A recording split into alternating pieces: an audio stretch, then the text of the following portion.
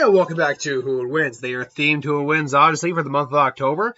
You'll also notice I didn't start the week out with one of the themed Who Would Wins of the month, the monthly Who Would Wins, because the last ones on those lists are Naruto and Sasuke, and quite frankly, I didn't want to. People have given me Naruto and Sasuke ones, plenty of suggestions for those verses.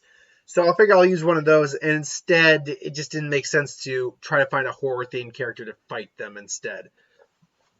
So, excuse me. So, with that said, we have the Creeper from Jeepers Creepers versus both John Rambo and Steven Seagal. Now, I'm using Steven Seagal from Machete here, but from what I could tell, you really didn't specify Steven Seagal as far as I could tell. Maybe I'm wrong on that, maybe you did, but as far as I could tell, you did not specify a Steven Seagal. With that said, though, this one comes to us from Nelson B.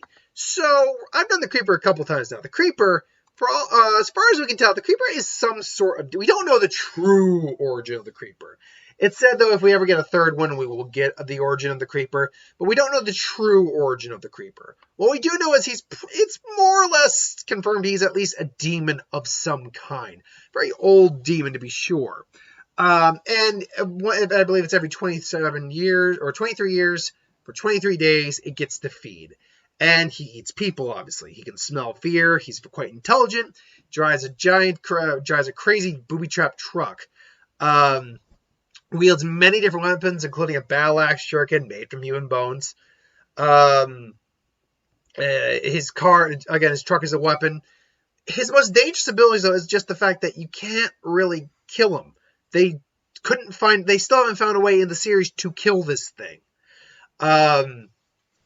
Physically, he's far more powerful than a normal human. Even after getting messed up, he's far more powerful than, like, getting run over multiple times by a car and limping.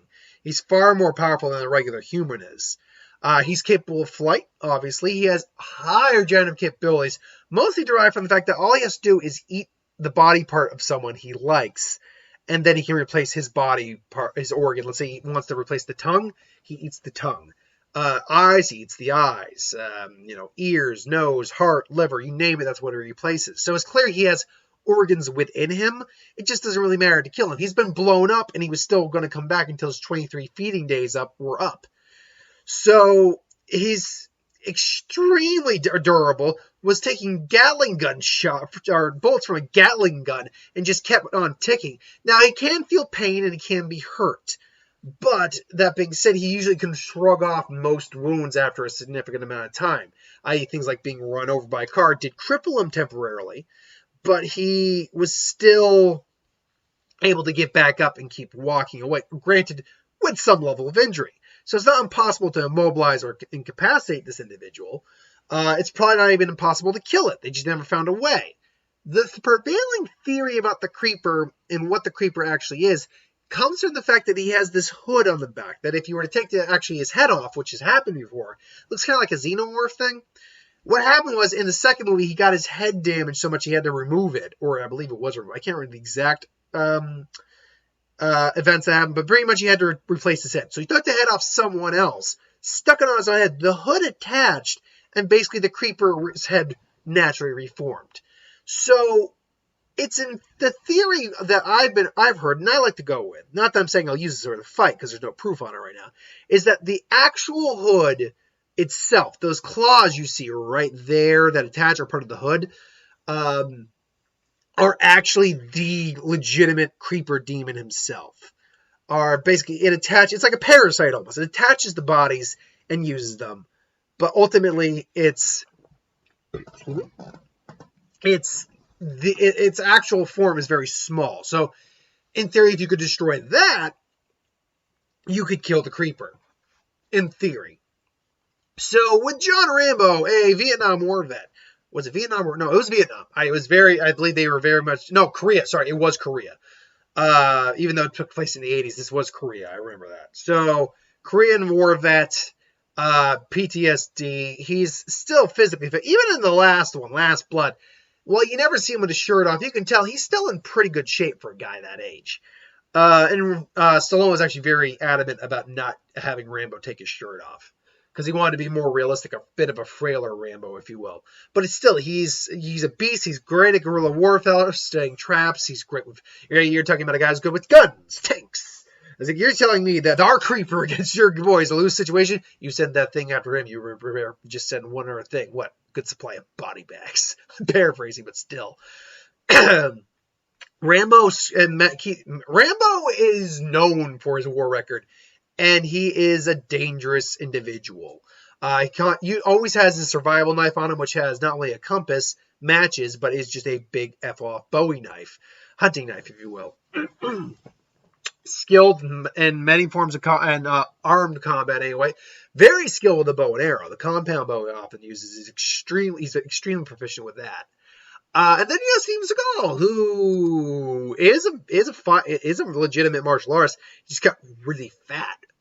If we're using him in his prime, not this picture, but him in his prime, he was actually pretty fit. I mean, he wasn't like ripped. He wasn't Jackie Chan, Jean-Claude Van Damme, Chuck Norris ripped, but he was in good shape.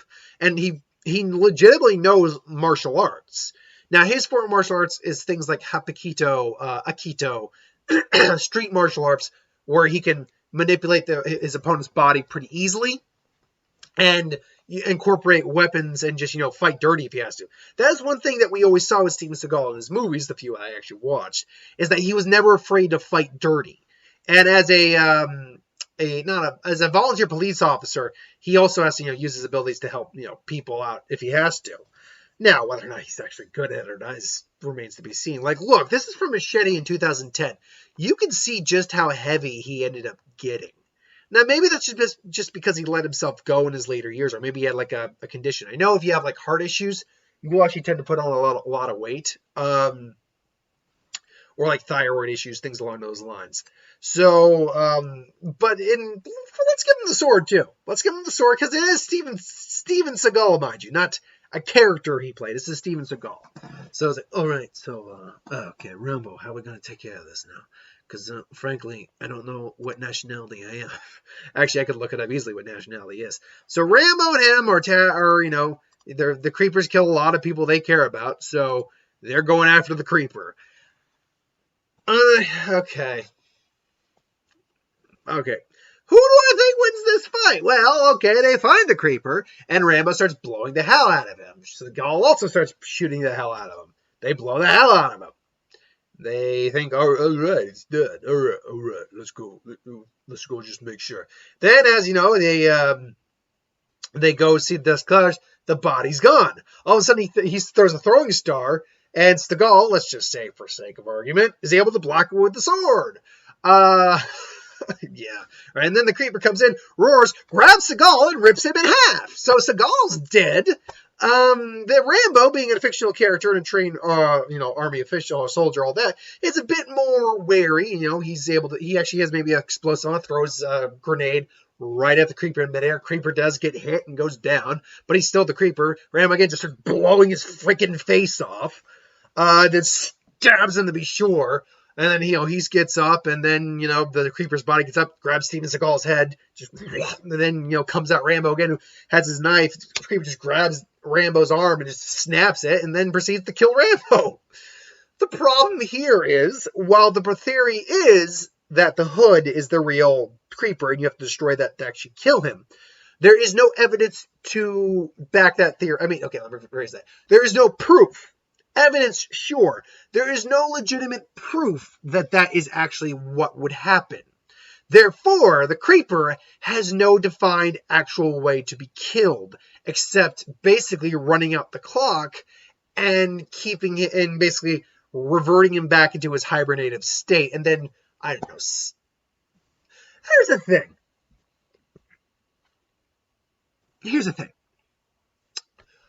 You got this Creep, you got this demon, right? And you can't kill him. Like when he's alive and wreaking havoc, he just can't seem to die. But yeah, once you got him in the second movie, you hung him up and waited 23 years to just shoot a harpoon through him. Okay, why didn't you A, throw him in a smelting plant? B, if that day didn't burn up, engulf him in liquid metal, make sure his body's good and down there, solidify that, and then basically bury him in a giant hunk of metal that he should not. As strong as the Creeper is, he's not Superman. He wouldn't be able to bust out of it. Same principle in a giant vat of concrete. And you know what? You don't have enough concrete to really get a giant tomb for him. 23 years is a long time. Do that shit every single day until you've essentially made a pyramid the size of the Great Pyramids just to entomb his ass. It's not a hard concept. Maybe that was... I'll full disclosure. It's been a long time since I've watched any of the... I never actually even saw the third one. But I barely remember seeing the second one. And I don't even think I saw it in its entirety. I remember memorable parts from it. I don't think... Was it ever addressed why they didn't try something like that? Or is it just that it's just bad writing? Now, see, if you can give an explanation for why you can't do that, then it's not necessarily... It could still be bad writing, but it's not necessarily bad writing or bad storytelling. Unfortunately, when you don't explain something like that, it's just bad storytelling then. And the Jeepers Creepers movies are fun movies. Don't get me wrong, but they aren't high art in terms of they're not horror. They're not like the top 10 horror movies of all time. Although the first one is still pretty good. It's an effective creature feature. Well, I guess you could say he's a creature. He's a monster. So I guess you could call it a creature feature. Anyway, I digress. So, thanks for watching. I hope you enjoyed. Like, comment, share, subscribe. As always, you want to review something, put in the comments below. Let us know. We'll do a review of it at some point. And ideas for would win, Star Wars, Super Magic, What If, anything you do in the channel, put that in the comments below. Let me know. I'll get to that at some point. So, thanks for watching, and I'll see you tomorrow for Who Would Win and What If. I have no extra plans for tomorrow beyond that. So, until then, later.